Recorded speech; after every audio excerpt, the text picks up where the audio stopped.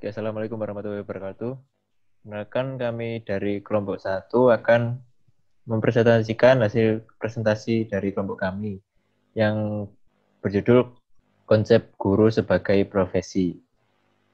Dari mata kuliah Dasar Pendidikan, dosen pengampu Ibu Putri Ulfa Kamalia, Prodi Pendidikan Ekonomi, jurusan Pendidikan Ekonomi, Universitas Negeri Surabaya. Sini adalah anggota-anggota dari kelompok kami. Yang pertama ada Tirza Adriana, NIM 063. Kedua ada Perdana Habibi, NIM 055. Yang ketiga ada Ayunda Elok, NIM 09. Yang keempat saya sendiri, Hafitrus 025. Selanjutnya Dewita Windiartia, NIM 013. Nabila Nur Aini, NIM 035. Diki Aulia Akbar, NIM 001, dan Revina Nirmala, NIM 053. Ini adalah materi-materi yang akan kami sampaikan selanjutnya. Yang pertama, makna pendidikan, posisi dan fungsi guru. Makna pendidikan, posisi dan fungsi guru.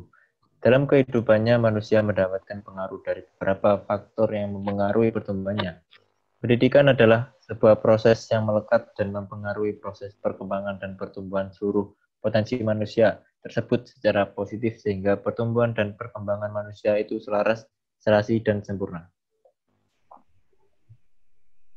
Fungsi guru dalam proses pendidikan adalah mengajar, mendidik, membina, mengarahkan, dan membentuk watak dan kepribadian, yaitu berubah menjadi manusia yang memiliki ilmu pengetahuan, manusia yang cerdas dan bermartabat. Karena itu tidak setiap orang dapat menjadi guru. Tidak setiap orang dapat melaksanakan tugas guru.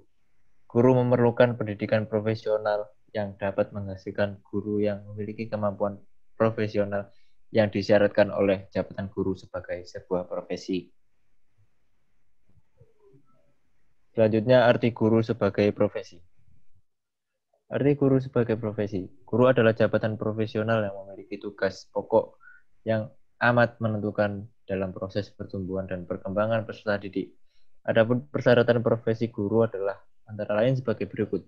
Pertama, kualifikasi pendidikan sekurang-kurangnya pada jenjang diploma atau sarjana pendidikan. Yang kedua, memiliki kepribadian sebagai seorang pendidikan. Yang ketiga, menghargai perbedaan. Yang keempat, menjunjung tinggi nilai-nilai budaya yang tertanam. Yang kelima, diterima dan diakui oleh masyarakat. Yang keenam, berakhlak mulia dan menjadi tauladan. Tugas pokok guru. Yang pertama, membantu peserta didik mengembangkan potensi dasar dan individu. Yang kedua, mentransformasikan berbagai ilmu pengetahuan dengan metode disediakan. Yang ketiga, menanamkan nilai-nilai positif. Yang keempat, membangun karakter yang apik dan kepribadian utuh. Yang kelima, menumbuhkan perkembangan peserta didik dengan nilai-nilai yang mulia. Yang keenam, memberikan tuntutan pada peserta didik. Selanjutnya akan diterangkan oleh Saudara Habibi.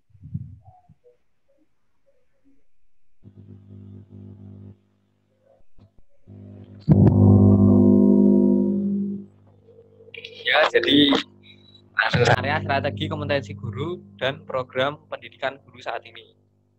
Next. Kita lanjut.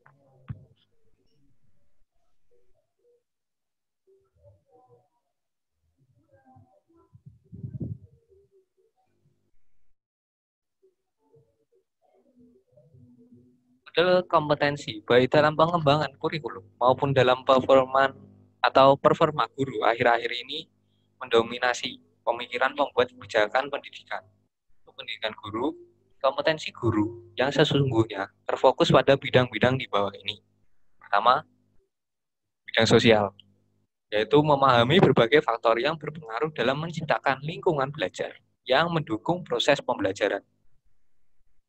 Kedua, mengerti berbagai faktor sosial, kultur, dan ekonomi hanya berpengaruh terhadap proses pendidikan peserta didik. Tiga, memahami pentingnya hubungan antara sekolah dengan orang tua dan tokoh masyarakat yang berpengaruh terhadap proses pendidikan anak. Selanjutnya, mengerti nilai dan norma yang berlaku serta dijunjung tinggi oleh masyarakat. Selanjutnya, memahami pendekatan-pendekatan yang diterapkan sekolah untuk menarik masyarakat untuk berperan serta dalam pendidikan putra-putri mereka.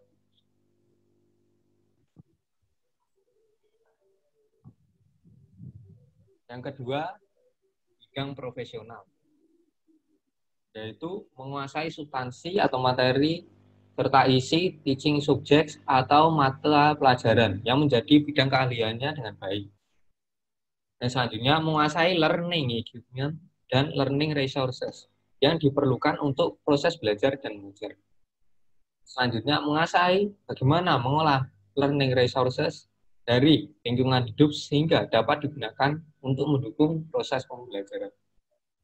Selanjutnya, menguasai bagaimana menerapkan teknologi informasi dalam upaya meningkatkan efektivitas belajar anak.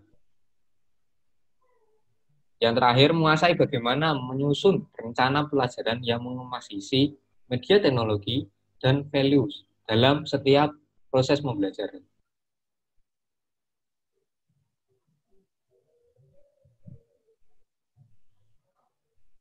Yang ketiga, bidang kepribadian. Memiliki komitmen dan kemauan yang tinggi dalam melakukan tugasnya sebagai guru profesional. Selanjutnya, memiliki rasa kasih sayang pada peserta didik tanpa membeda-bedakan. Yang ketiga, atau selanjutnya, memiliki rasa tanggung jawab yang kokoh dalam melaksanakan fungsinya sebagai guru. Dan selanjutnya dan terakhir, berakhlak mulia.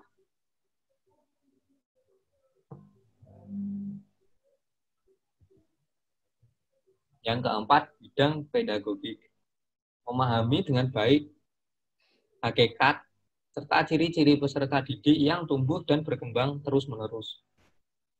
Memahami potensi-potensi anak didik dan cara membantu mengembangkan dengan serasi, seimbang, total. Memahami teori belajar termasuk di dalamnya bagaimana proses belajar itu terjadi dan bagaimana setiap anak memiliki karakteristik khusus yang tidak sama satu sama lain. Menguasai cara-cara menerapkan ICT dalam proses pembelajaran sehingga proses pembelajaran berjalan dengan efektif. Terakhir, menguasai berbagai model dan strategi pembelajaran sehingga murid betul-betul belajar dengan efektif dan kreatif.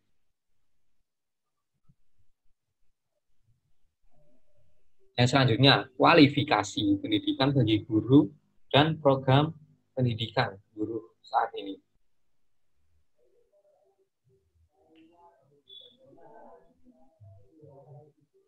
Lanjut.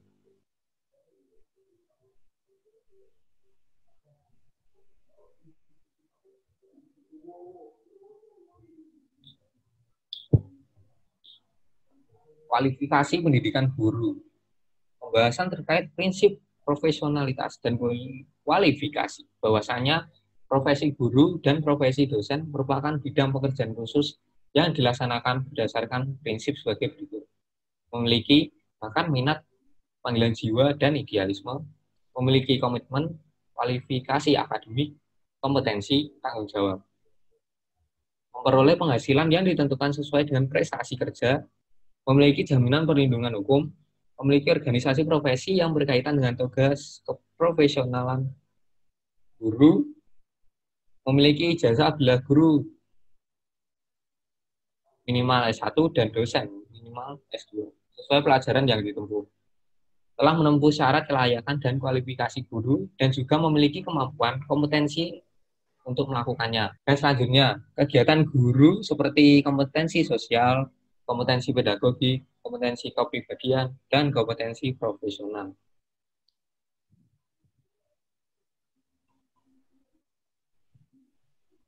Program pendidikan guru saat ini, yaitu berdasarkan Kemendikbud yang sekarang adalah program pendidikan guru penggerak PPGP, yang dimana ini dirancang untuk memperbarui dan memperbaiki guru dalam mengajar. Program ini bisa disebut juga dan dijelaskan, yaitu kepemimpinan pembelajaran agar guru dapat menggerakkan komunitas belajar di sekitarnya yang dapat mewujudkan merdeka belajar peserta didik. Serta pengembangan keprofesian berkelanjutan melalui pelatihan dan pendampingan yang berfokus.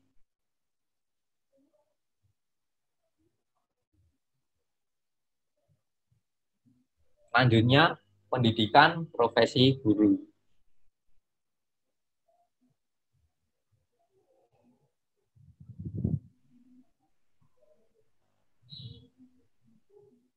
Pendidikan profesi guru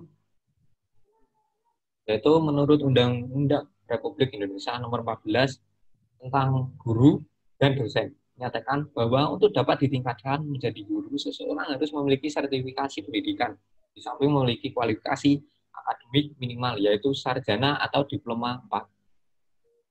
Sistem pendidikan guru yang berlaku saat ini, seorang guru harus memiliki kualifikasi akademik berupa gelar atau diploma dan akta mengajar. Akta mengajar 2 untuk lulusan diploma 2, dalam hal ini guru SD dan guru TK. Sedangkan untuk guru SMP dan SMU berikan sarjana dan akta mengajar 4.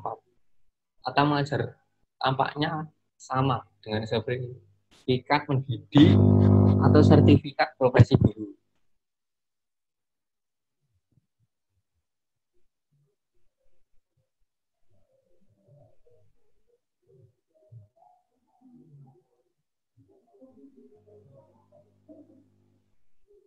Pendidikan profesi guru selanjutnya yaitu bagian pendidikan profesi. Pendidikan profesi guru yang selanjutnya yaitu bisa dilihat bahwa bagian di atas menjelaskan bahwa pendidikan profesi merupakan bagian dari sistem pendidikan guru yang berkelanjutan. Artinya, isi pendidikan dapat disebar ke dalam proses secara integral. Pada waktu tertentu terdapat penekanan secara terus-menerus. Untuk menguasai aplikasi konsep, prinsip, dan teori dalam praktek. Artinya, alternatif 1, pendidikan profesi itu dilaksanakan. Artinya, alternatif 1, pendidikan profesi itu dilaksanakan terintegrasi dengan pendidikan pada jenjang S1. Pendekatan. Alternatif 2, pendidikan profesi dilaksanakan sesudah pendidikan S1.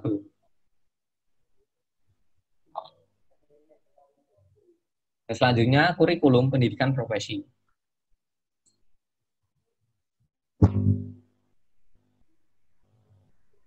Lanjut.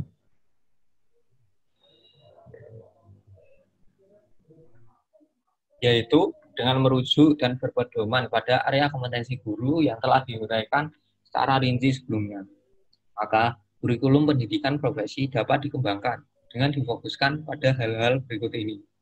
Yang pertama, pertumbuhan dan perkembangan serta didik atau pemahaman terhadap child growth and development yang merupakan objek dan sekaligus 2. Subjek dalam proses pembelajaran. 3. Teori belajar yang membantu memahami proses learning beserta didik secara konseptual dan mendasar.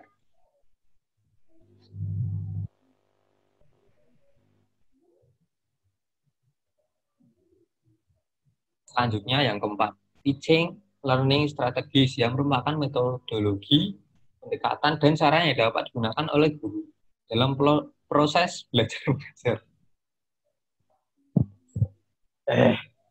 Dalam proses belajar mengajar masuk keterampilan berkomunikasi dan pemanfaatan ICT dalam proses pembelajaran.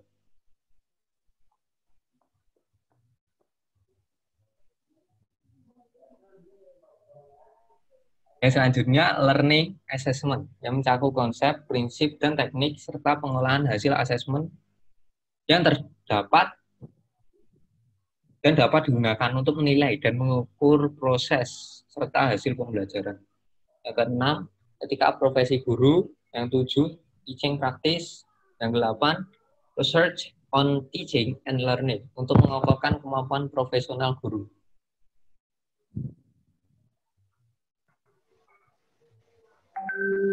Konsep sertifikat dan lisensi pengakuan, penghargaan, dan perlindungan terhadap profesi guru.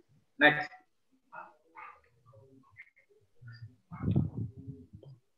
Konsep sertifikasi dan lisensi. Sertifikasi dalam sistem pendidikan guru, proses pemberian sertifikat kepada para lulusan program pendidikan guru sebagai bukti bahwa mereka telah dengan tuntas menyelesaikan keseluruhan proses pendidikan guru untuk jenjang pendidikan tertentu, termasuk jenjang profesi. Sertifikat ini terdiri dari diploma, gelar kesarjanaan, kewenangan mengajar baik untuk jenjang pendidikan dasar, pendidikan menengah maupun untuk pendidikan anak usia dini. Sertifikat pendidikan seperti yang dinyatakan dalam UU Guru dan Dosen tahun 2005 mengacu pada akta mengajar atau kepada apa yang disebut dengan sertifikat profesi guru seperti dalam PP nomor 19 tahun 2005. Konsep lisensi adalah surat keterangan izin mengajar untuk jenis dan jenjang pendidikan tertentu. Guru yang diangkat ini disebut certified dan licensed atau registered teachers, sedangkan lulusan yang belum diangkat hanya disebut calon guru yang certified-nya tapi belum licensed atau registered teacher. Next.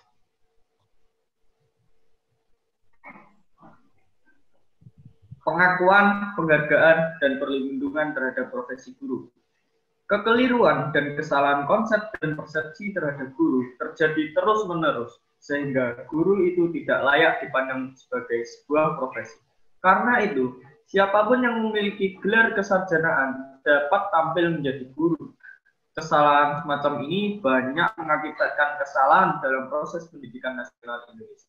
Ya, kesalahan pengertian ini berkembang pula di kalangan pembuatan kebijakan dan arena itu banyak kebijakan yang salah yang sangat merugikan pendidikan generasi muda dan masa depan bangsa.